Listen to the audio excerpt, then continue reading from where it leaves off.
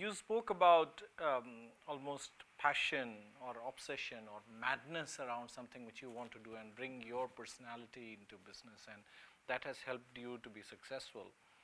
Um, how about some of the smaller failures that you have experienced, and what are the lessons that you took from those failures? Or it could be setback or failure.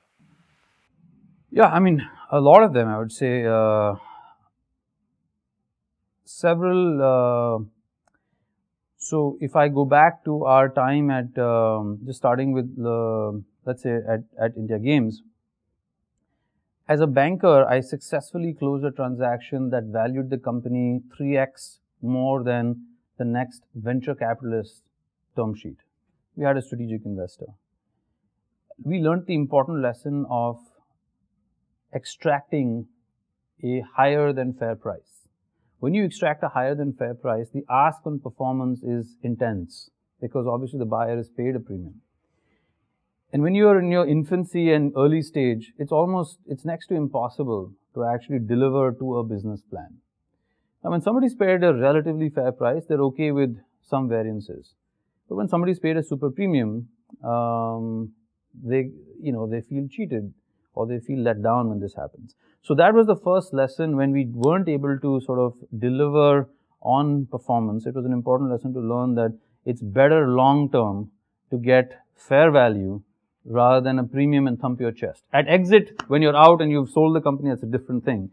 But when you're going to run the show, I think that was a very important lesson for us to learn. And our subsequent round actually happened at a down round.